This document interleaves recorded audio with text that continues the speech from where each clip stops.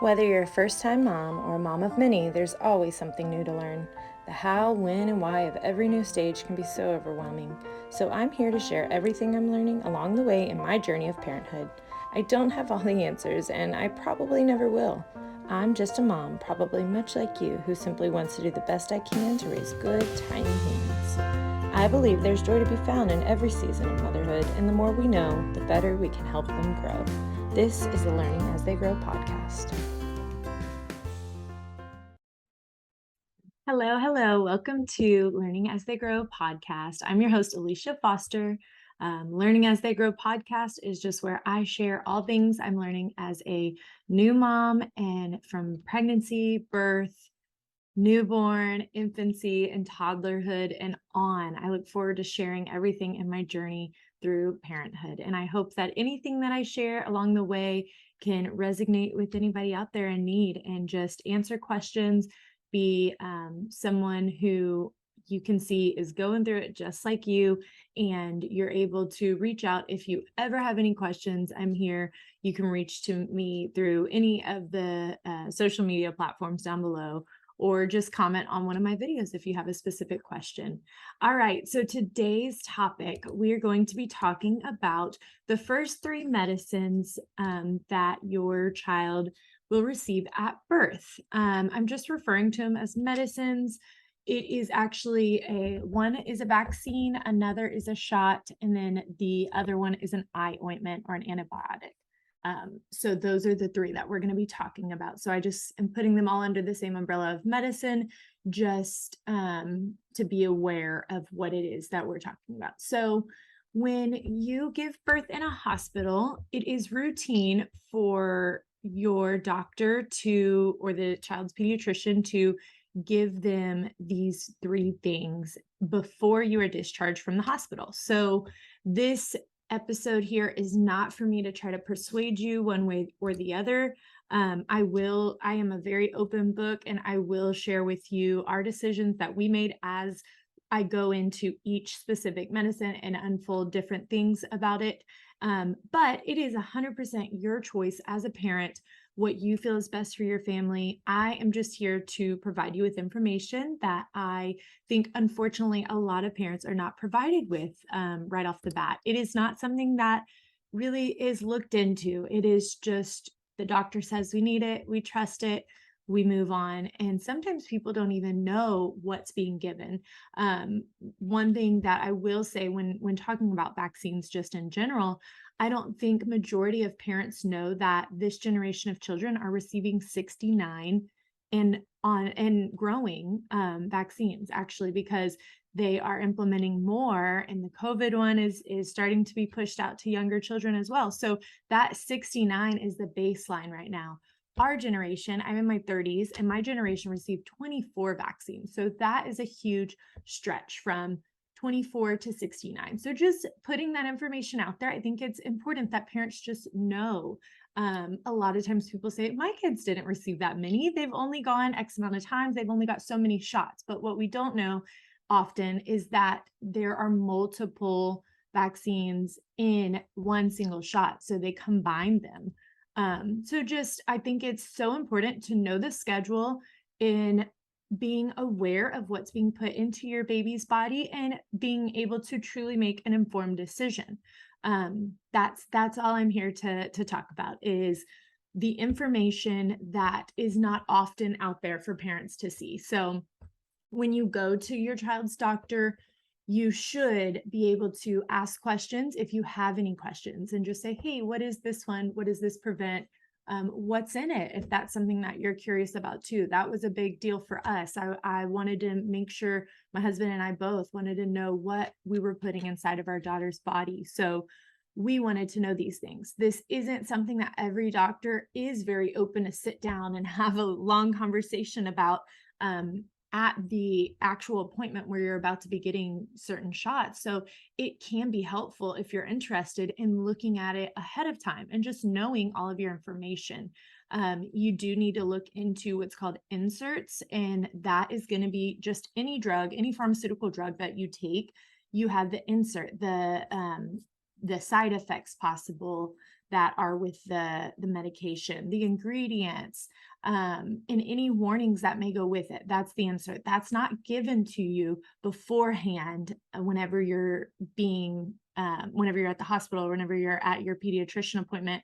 And so if you're interested in knowing what that stuff is, you need to look into that ahead of time. So I'm simply going to be talking about the first three. And like I said, only one of those is a vaccine. The other two are not classified as a vaccine, but it is part of the routine of what your child is going to get. Every child, I'm speaking to people in the United States. Each country is different on their protocols and such, but this is through the children in the United States. So unless you say otherwise, you do, like I said, have the right to ask for any information, ask any questions. You also have the right to delay any thing that they're wanting to put in or on your child.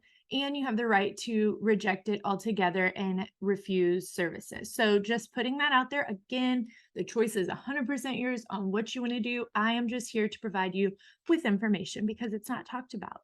So whenever people, start talking about being pregnant and having babies, things like the nursery are talked about, things like what they're going to wear home and what's in your hospital bag, things like that are great. But we're not thinking about the most important thing, which is what's going to happen right after birth in the hospital, what's going to be being put into my baby or on my baby. I would like to know those things. So, and if you're somebody who doesn't know that stuff, that's okay. You're absolutely not alone. I'd be willing to bet that majority of parents do not know that has been even put into their child. A lot of times it's kind of just, you sign it in the consent forms, you sign it in the waiver. It is part of the routine whenever they take your baby to clean him or her up. If you allow for that, that it, they do it as routine as anything else. It is just part of their day-to-day protocols. So unless you have asked specifically or you happen to hear something and want to know more about it, that's not something that's really talked about. So let's get started. Okay, so like I said, there are 3 medicines that are given to your baby before you are discharged from the hospital. That is the hepatitis B vaccine, the vitamin K shot, and erythromycin, which is the eye ointment. You might have seen babies or your own baby with like a clear goop on their eyes right after they're born. That is the erythromycin that is put onto them. So let's go into each one of these, understanding what it is, why my newborn is being given this, and some things that maybe aren't usually disclosed right off the bat. You have to do a little bit more digging for certain things when it comes to this. So all of my sources that I'm going to be referring to are through government approved sources, CDC, FDA, the AAP, and the NIH articles. So you can look into all of those. I absolutely look at other sources too, because I feel that there are some bias on some of those original ones that I mentioned. However, if you do dig deep enough and you read, there are so many publications in the NHI. I think I'm saying that right. I think it's NHI, not NIH, but it might be NIH, the National Institution of Health Publications, something like that. That is where all of the government funded and approved research has been disclosed for anybody, the regular general public can see. Some of the articles you do have to pay for, which is kind of frustrating and confusing that it would not be disclosed like that, but majority of them are open for you just to click, and you always can read the abstract and see what the article consensus is, what the research conclusion was there. And there is everything in there, from different medications to breastfeeding to understanding just different things that they've put into research and really have come to conclusions on. And so if you want to go and look into these things, that's where I have pulled from, just for the sole source of or just for the fact that I feel majority of people think that those sources are more credible. I do research on many other platforms as well, and really have found some other things and some more like underground, I guess, platforms, and just things that people are sharing. People who have been personally affected by vaccines share their stories. There's communities and communities of people who share a lot of stuff out there that is not often available to the public. But anyways, I look into all different kinds of stuff, but for purposes of you truly just trusting the information that I'm delivering to you right now, I am using some of the what are quoted as the most trusted sources. So that is where my information is going to be coming from. All right, so let's start with Hep B, hepatitis B. So this is one that your child this is the very first vaccine that they will get at birth. And they will continue to get it at different points in their life. So when I originally heard of hepatitis B, and you might be like me if you grew up in my generation, hepatitis B was always something that was just referred to as a sexually transmitted disease. It is a blood-borne virus, so it can be spread through bodily fluids. However, now if you do a simple Google search of hepatitis B, it simply talks about it being a liver disease that is not reversible. So yes, this is true. It does affect your liver. It is a disease that does not have a cure and is not reversible once you have it. So that is very scary, understandably. But as a parent of a newborn, innocent child, it is important, I think, to understand this is not a liver disease that just comes out of nowhere. This is something that is spread, and I will quote exactly as the CDC states, through blood, semen, or other bodily fluids. It can happen through sexual contact, sharing needles, syringes, or other drug injection equipment with a person who is infected. The other main way it can be spread is from an infected mother to a baby at birth because of the fluids, obviously, the blood that's being passed through the baby, through the vaginal canal, all of that. That is how it can be spread. So with that being said, that is something that you may want to look into and ask yourself if that's something that you feel that your baby needs to be protected from. It is if you are hepatitis B positive, it is very highly likely that your baby is going to receive the hepatitis B as well, if you birth that baby without that vaccine. So that is important to know. If you are Hep B positive, it is definitely something that, without question, I'd say you most likely would want to get. But if you are Hep B negative, and you are not concerned about your child receiving the Hep B virus through those other ways mentioned, then it is something that you might want to look into and ask yourself if that's what you would like.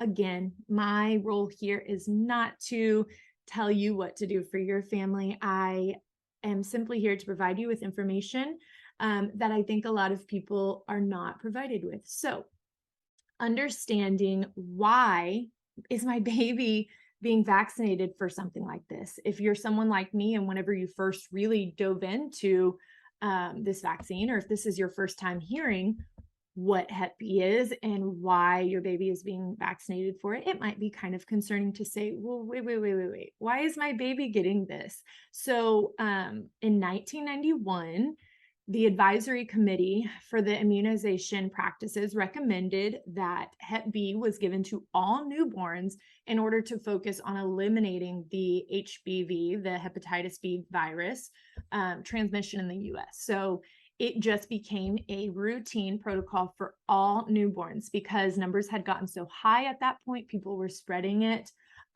without knowing, and this was a big concern that mothers would continue spreading it to infants. And so in order to protect all infants, they decided to make this a routine thing that was given to all babies.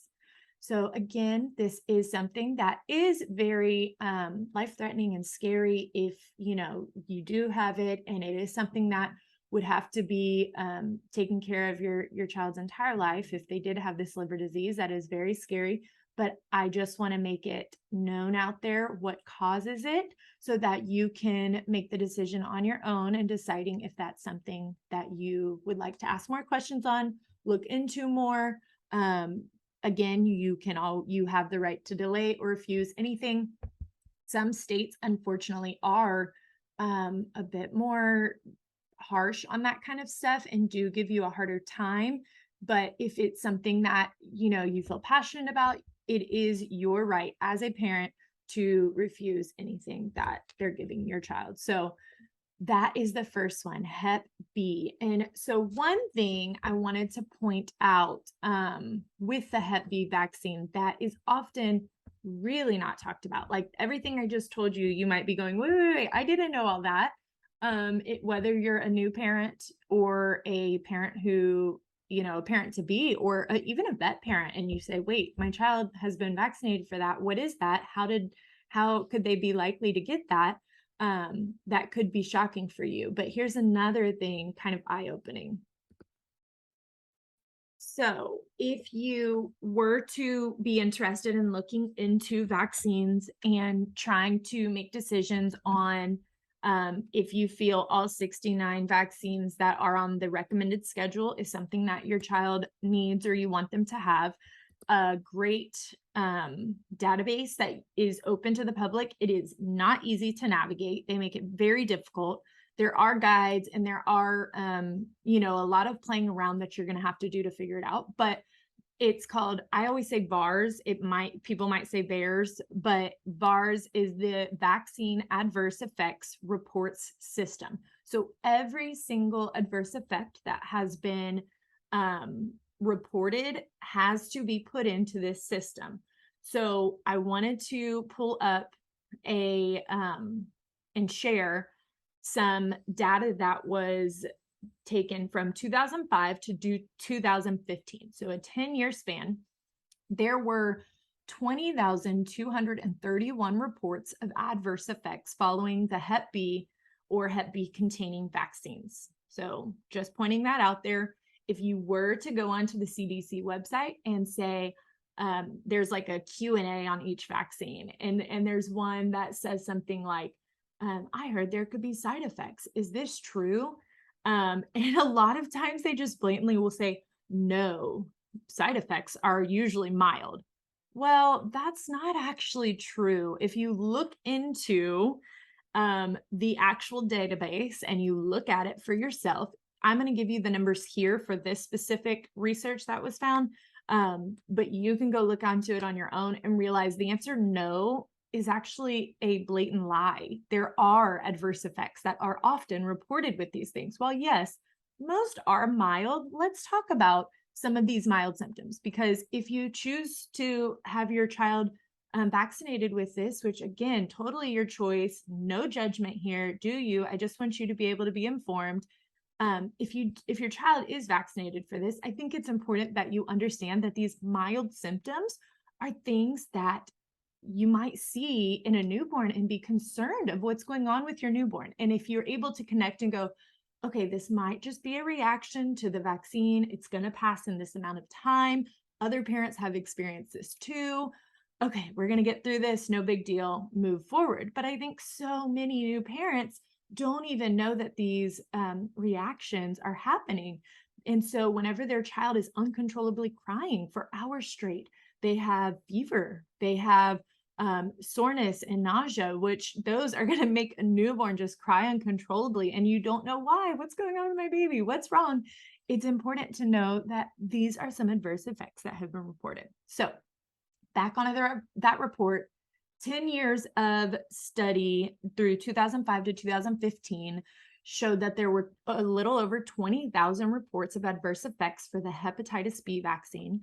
Almost 7% of those reports were serious. So yes, majority are mild, but 7% of those were serious, including 45 deaths. So yes, that is a very small number in the grand scheme of things. However, if your child is one of those 45 children, I think that those parents, their voice should be able to be heard. A lot of people, unfortunately, don't know this. They don't talk about it.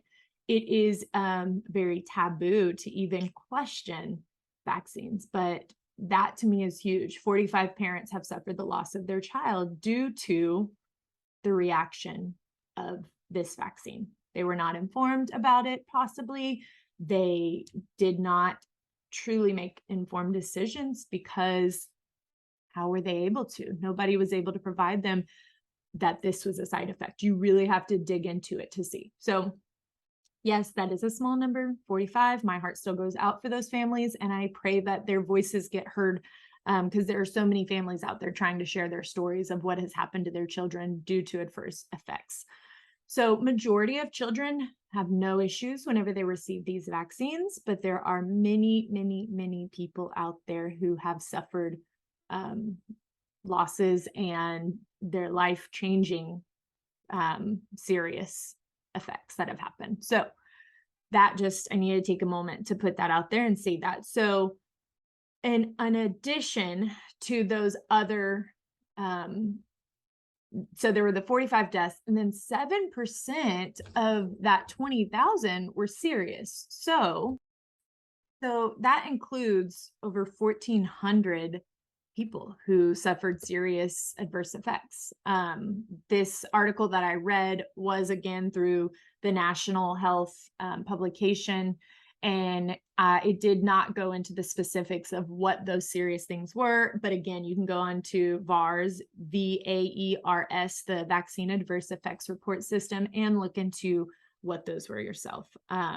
So yeah, just wanted to point that out and wanted to say that these do have a risk reward, that it is up to you to look into, research, decide if the reward for saving your child from a potential life-threatening liver disease that is spread through blood, semen, or other bodily fluids from an infected person, if the reward of that is worth the risk of potential adverse effects. So just putting that out there, it is your due diligence and your duty to look into it, weigh your options, and decide. All right, the second medicine that I'm going to be talking about is erythromycin. Erythromycin is the eye ointment, as stated before, that gets put onto the newborn's eyes when they are born. And this happens minutes to hours after they're born. So it is very early on. And this is in order to protect them from conjunctivitis. That's, as classic as pink eye, or as common as pink eye, or it can be more serious and could be an infection caused by bacteria that could lead to infections in the lung, brain, and spinal cord. So let's talk about this and understanding why a newborn might get the conjunctivitis. There is a different name for this if you want to look into it. I'm probably going to butcher it as I try to say it. Ophthalmia neonatum. So that is the medical term for it, but it is basically conjunctivitis of the newborn is what it is referred to. So let's go into each one of these and talk about how a child could get this, because that does sound scary. Yeah, I don't want my child to have an infection in their lung, brain, or spinal cord. That could be very serious. So if you look on to the CDC, they give you 4 ways that your child could get this conjunctivitis at birth. So the first one is through chlamydia conjunctivitis. So this is conjunctivitis that is spread from a woman who has untreatable chlamydia, and it is passed through the vaginal canal from her own infected self to her child. Similar to the hepatitis B, if an infected mother has a sexually transmitted disease, it is very likely the child is going to get that. So that is huge. It's important to know what you do have. Make sure you get tested beforehand. And if you are somebody that is infected with chlamydia, and the next one that I'm going to talk about too, gonorrhea, chlamydia or gonorrhea, it is definitely something you're going to want to look into and protect your baby from getting. So it is great that they have that antibiotic ointment for women who do have the chlamydia or gonorrhea, and they're able to birth their babies without the risk of them getting that. And the reason that it goes on their eyes is because it can cause them blindness if they end up getting that bacteria into their eyelids. So very, very concerning, obviously. But understanding that the 4 types of conjunctivitis, the neonatal, the conjunctivitis in newborn, how do they get it? 1, from a mother that is infected with chlamydia. 2, from a mother that is infected with gonorrhea. And 3, this one was very interesting to me, chemical conjunctivitis. And I'm going to just read it directly off their site so that you can see exactly what chemical conjunctivitis is. When eye drops are given to the newborn to help prevent a bacterial infection, the newborn's eyes may become irritated. This may be diagnosed as chemical conjunctivitis. So your child could get conjunctivitis from putting the erythromycin on their eyes because they could have a reaction to that. So that is one of the ways that they could get conjunctivitis, the thing that they're trying to prevent from.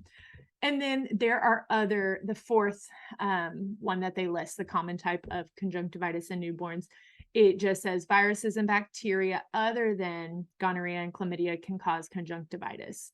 And they talk about it just being stuff that normally live in a woman's vagina, can be passed. The bacteria that's in there can be passed to the child. So again, this is a risk reward thing for you to look into and you to decide if that is something that you feel is necessary. If you want to get that on your child's eyes to protect them from any potential bacteria, that is 100% your choice, totally understandable. But if you want to look at the potential risk of you actually passing something and that really affecting your child, if you are not having an obvious bacterial infection like chlamydia or gonorrhea, then that may be something you want to look into, similar to what we did.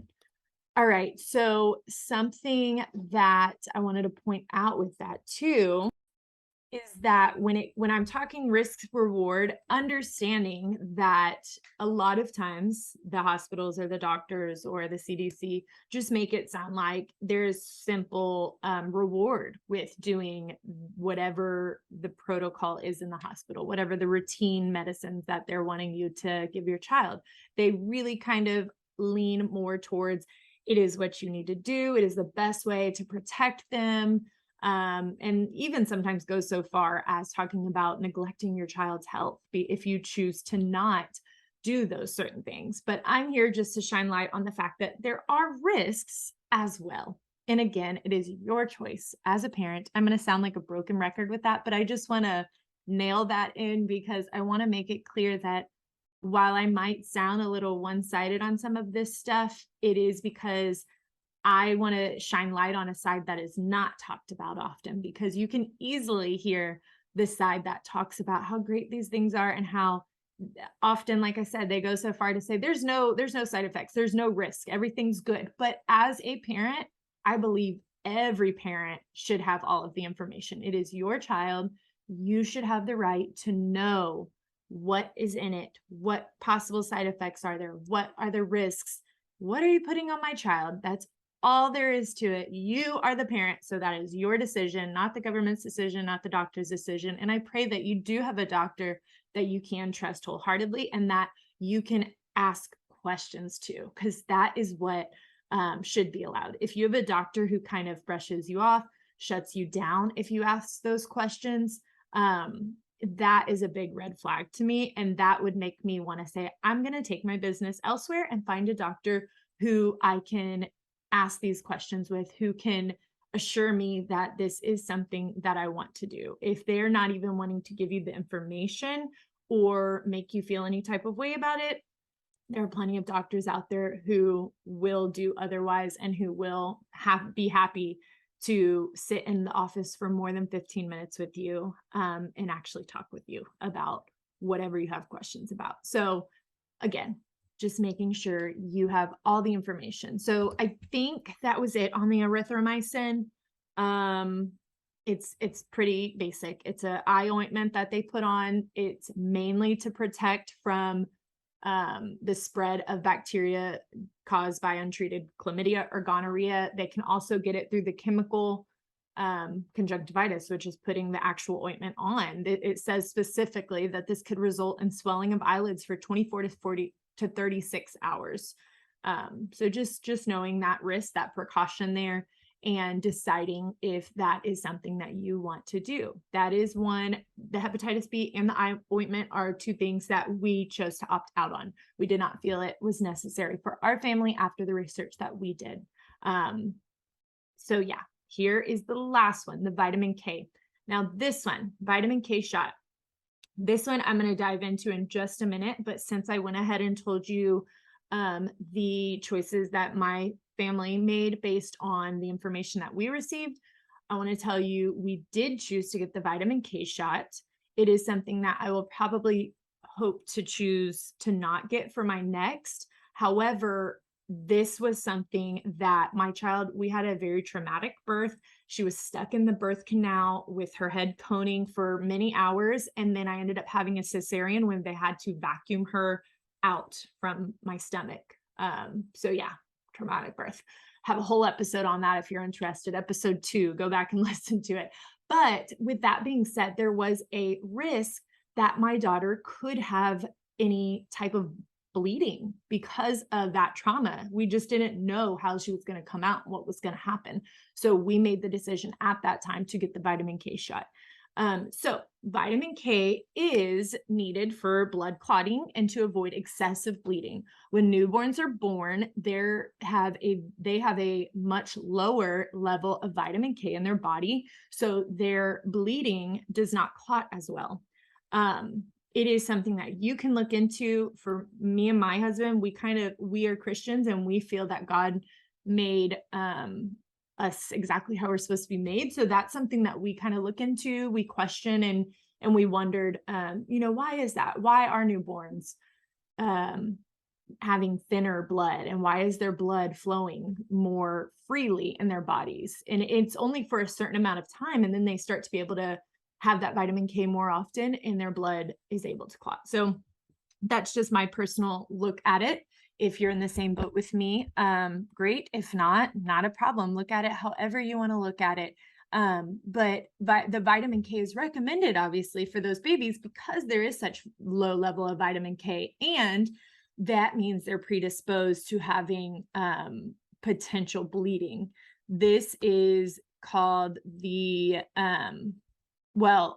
potential bleeding is VKDB, so vitamin K deficiency bleeding, which, as you can imagine, if your newborn is for some reason cut or was in a traumatic birth, like I said, mine was, and had a potential of there being any reason why they're bleeding excessively, this could be very, very scary because the blood is not clotting. They could lose blood, and it's very likely for there to be life-threatening, serious things with it. So that's huge. If you want to look into all of it, that's the biggest thing you'll find is talking about the VKDB, the vitamin K deficiency bleeding, and it is very scary, totally understandable. But the reason I said for my next, if we are able to have a normal birth without any potential trauma, I'm not,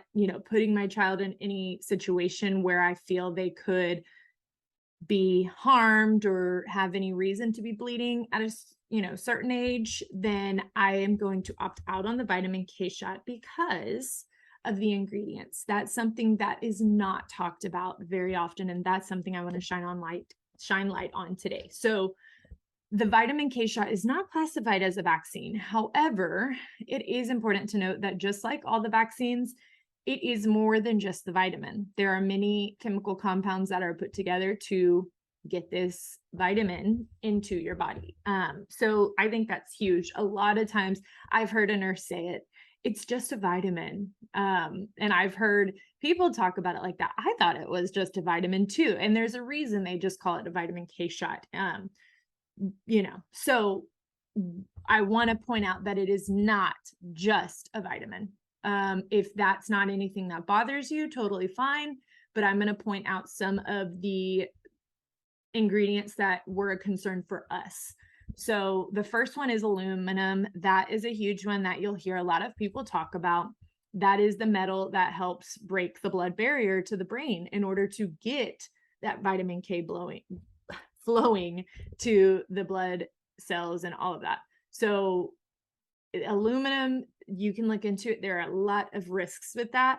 But the one that I want to point out is the benzyl alcohol. So the reason I found this interesting with the benzyl alcohol is because there were two reports that I read on the NHI, the National Health Institution publications about benzyl alcohol in newborns. And it said that it is a preservative that has been associated with toxicity in newborns. So that was the first one that was kind of a red flag to me. And then also it has been associated with a fatal gasping syndrome in premature infants.